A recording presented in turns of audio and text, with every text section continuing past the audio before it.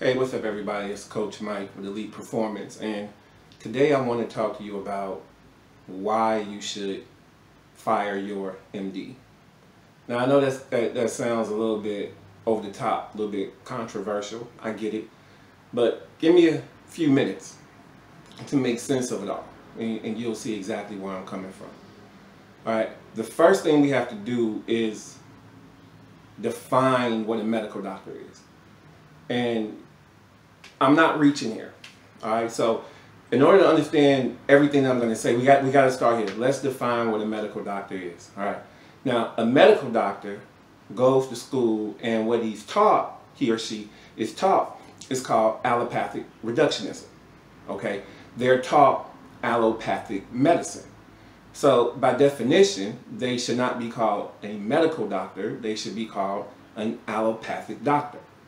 Examples of this is if you take a naturopathic physician, they're called a naturopathic doctor. Or a person who studies chiropractic is called a chiropractor or a chiropractic doctor. Or a homeopathic doctor or an osteopathic doctor or a traditional Chinese medicine doctor. All doctors are called what they're trained in, except medical doctors, because medical doctors are not trained in medicine. They're trained in allopathic reductionism. Okay? If you don't believe me, ask your medical doctor. What are you trained in? Ask them this term, allopathic reductionism. Okay? Now, allopathic reductionism is medicine that is focused on using synthetic drugs to treat and control the symptoms of the disease. Okay? The other thing allopathic medicine is great for is trauma. Right? If you break your hand, please go see a medical doctor, or better known as an allopathic doctor. You tear a muscle, bruise a muscle, tear a ligament, any type of trauma, please go and see an allopathic doctor. That's what they're trained for. In the cases where a surgery is needed, go see an allopathic doctor. That's what they're trained for. In the cases of a few infectious diseases, go see an allopathic or medical doctor. That's what they're trained for.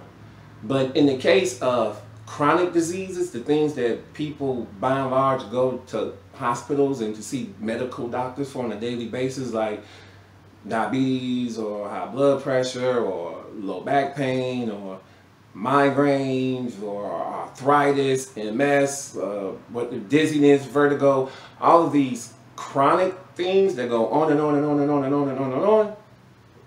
Medical doctors aren't trained to handle that.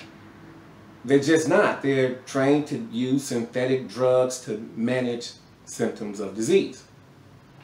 Now, I know that there's a population of people, a small population, that can look at me and say, well, I had this chronic disease. I was treated in a hospital by a medical doctor, and I was healed. So how do you account for that? And it's easy to account for that, because you have to account for something called the placebo effect. Now, medical doctors are only given like literally 20 minutes of any type of training about the placebo effect. Yet the placebo effect has been proven 100% to be real. And not only is it real, the placebo effect accounts for 33% of all medical healings known to man. All right, so if you're in that small percentage of people that were really in that type of environment with a chronic disease and it was healed somehow by medical doctors, then I would say that you are a part of the placebo effect. And that's a great thing. That, that's a whole nother video. That's the mind science. But that's a great thing that you were able to use your mind to create healing in the body, because ultimately that's what we all should be able to do. But I can't account that healing to allopathic medicine, because that's just scientific. That's not what they're trained in. That's not what they're trained to do. So if they got lucky somehow, then I have to really give that more to the patient than to the procedure, because it's just not what they're trained in. The next thing is that your medical doctor, your allopathic doctor, in the United States, there is no medical school that teaches anything about any type of medical nutrition. They do not teach it. Yet, if we look at studies and data worldwide, we see that nutrition has a major role and a major impact on health and chronic disease and sickness. And your medical doctor is not trained in that at all. In fact, he probably has no appreciation for what he thinks is nothing, it's garbage. And that's really weird to me, because in my career, I've trained 2 medical doctors. One was a general practitioner, and the other was a diabetic doctor. And frequently, I would have conversations with them where they asked me, what should they tell their patients to eat? I'm trained as a medical nutritionist. And it was kind of mind-blowing at first that the doctors don't know. So I'm not giving you opinion. I'm giving you, one, the fact. Here's the criteria. This is what they learned. This is what the medicine is called. It's called allopathic medicine. But I've also experienced it. I've also experienced it firsthand where the doctors are telling me, we're not taught that. Which makes me go, well, how are you allowed to talk about that? That in and of itself should be illegal. Okay. Now, let's look at a few numbers. Let's look at a few statistics.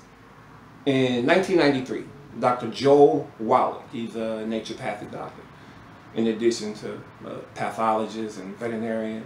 You should really look him up, Joel Wallach. But he did a study in 1993, and what he found was the average lifespan of a medical doctor in the United States was 58 years old. Well, the medical field, the medical family, they were outraged, and they did their own study. And what they found was the life expectancy of a medical doctor in the United States was actually 56. They forced Dr. Wallach to apologize for being wrong and giving him 2 more years. The significance of that is that the average lifespan of a homeless male drug addict in the United States is 59. So I can be homeless, I can be a drug addict, and I'm a male, and I'll live longer than the person that you go to talk about your health by and large, meaning these chronic conditions that keep popping up. Medical doctors and pharmaceutical companies have basically had a monopoly on medicine in the United States and Canada since the early 1920s, particularly here in the United States. Now, in that time, let's look at what happened. What happened with heart disease? Skyrocketed. What happened with cancer? Skyrocketed. As a matter of fact, with cancer, they've spent $600 billion in research for a cure for cancer, and they're not any closer than they were 60 years ago. What happened with Alzheimer's during that time? It went from what is Alzheimer's to the 6th leading cause of death in America. What happened with autism? It went from 1 in 10,000, excuse me, to 1 in 86. And all of this has been under the care of your medical doctors. There is no reason for you not to fire your MD, because your MD just simply is not trained to handle any chronic disease that you have. They don't know how to do it, and you only get worse. I dare any medical doctor to say anything that I just told you is wrong, because it's not. It's right. And if you want to know more information about what you should do Once you fire your medical doctor, like, okay, now how do I deal with my health? Then let me know and I'll make a video about that. But for now, just fire your MD. I'm Coach Mike with Elite Performance, and until next time, remember, I want to see you happy and healthy. Take care, guys.